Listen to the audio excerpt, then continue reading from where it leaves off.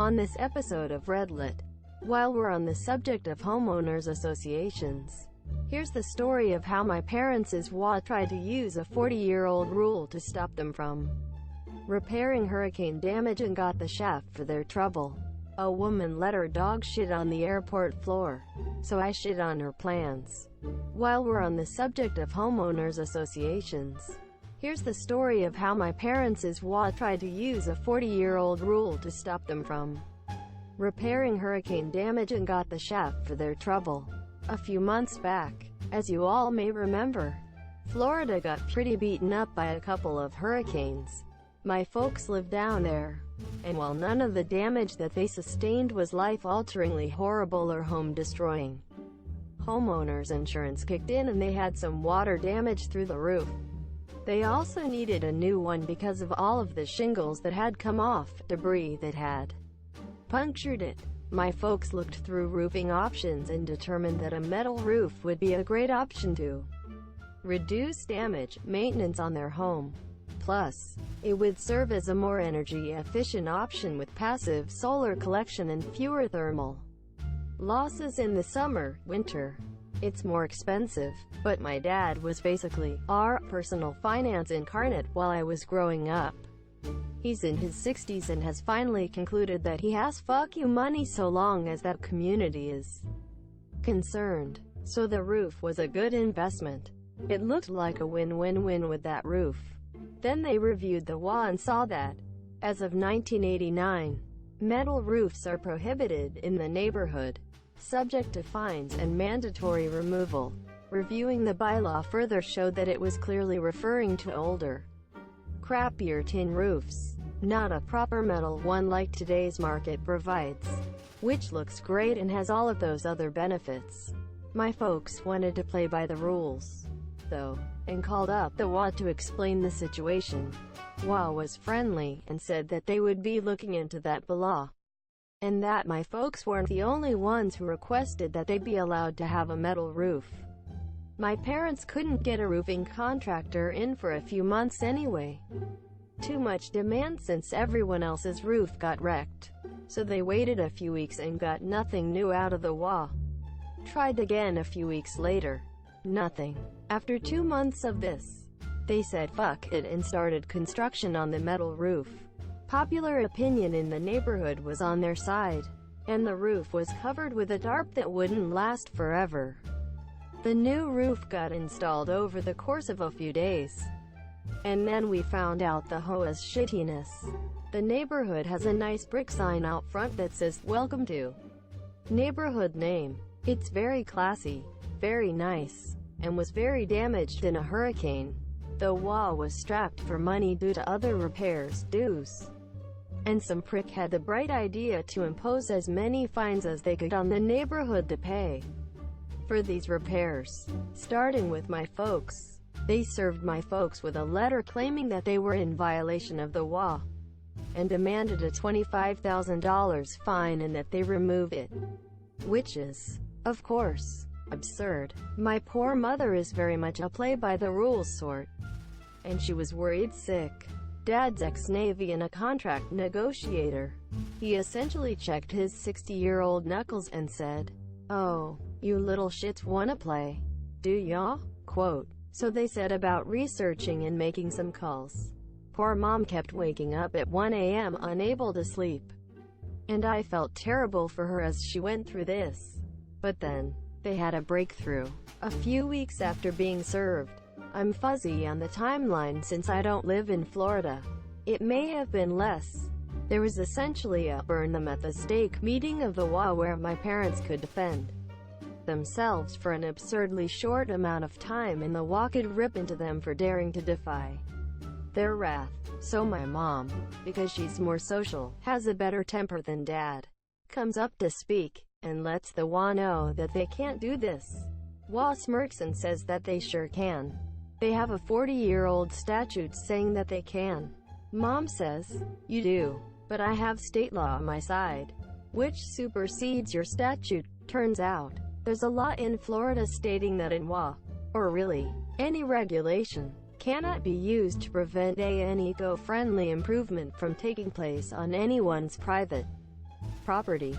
And wouldn't you know it, the passive solar of the metal roof counts as an eco-friendly improvement.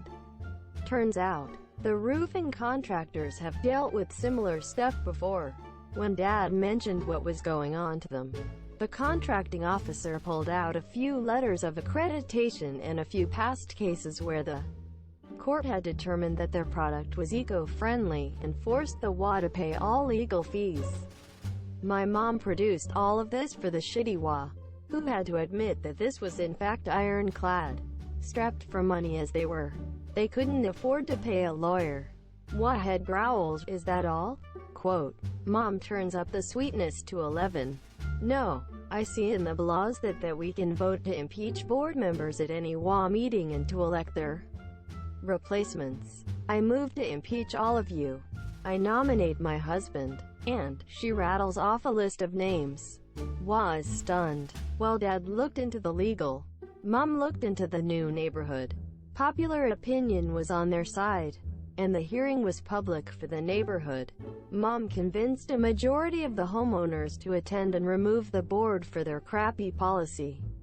With that, my parents are now on the all-new board, and Dad is putting his contract negotiation skills, own craftsmanship skills to work repairing the front entrance, and metal roofs are now allowed by the all-new WA.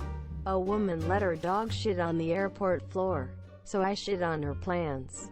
While walking to my gate at LAX, I noticed a woman whose dog was in the middle of doing its business. The woman was loudly FaceTiming with her back to the dog, so I assumed she didn't notice.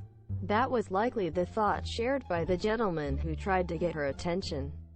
"Excuse me, miss?" he said, in a polite tone. The woman glared at him. "Is your dog?" he sheepishly continued, pointing to the mid-poop pup. The woman rolled her eyes and went back to FaceTime as the man slinked away, seemingly embarrassed.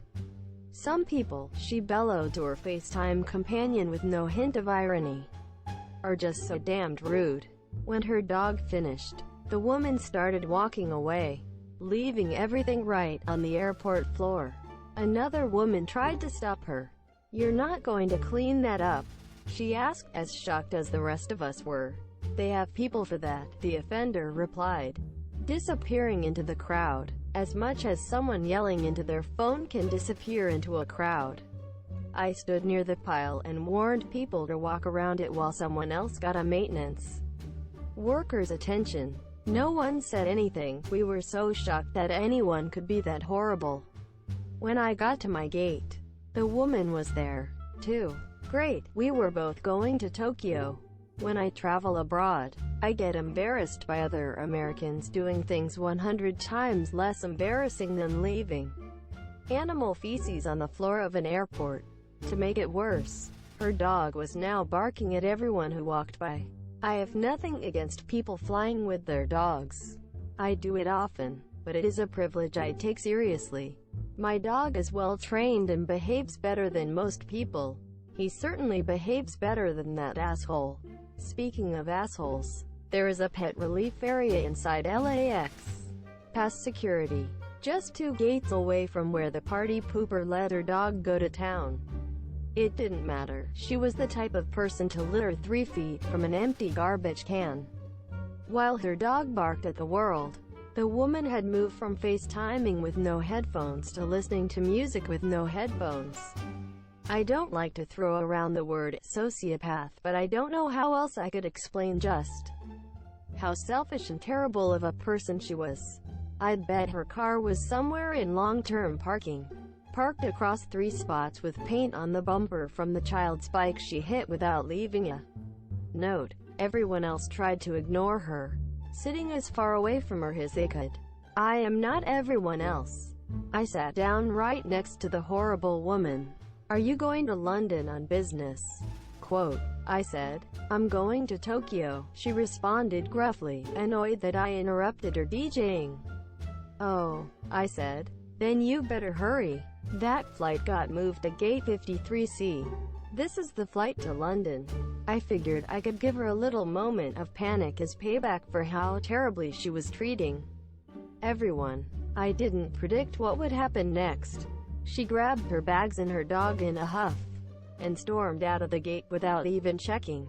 She was so self-involved. She didn't notice that the monitor at our gate still said Tokyo, and almost everyone at the gate was Japanese.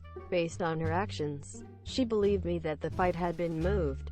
So she's also an asshole for not thanking me. Some people, I thought as I watched her rush away from the gate without stopping her, are just so damned rude. The flight to Tokyo was at gate 69A, so the 53 gates were on the other side of the next terminal. And I felt guilty knowing she probably berated some poor clerk who had to explain to her that there was no gate 53C. I don't know if she made it back to this flight before we took off or not, but I didn't see her board and I don't hear her dog. Her missing her flight was not my original intention, but it would be a fine punishment for her being so rude to everyone and making a low-paid stranger clean feces off the floor. What makes me wonder if I went too far is the knowledge that Delta only has one flight to Tokyo each day. Oops. Maybe she can rebook on another airline. I hear they have people for that. Asterisk asterisk.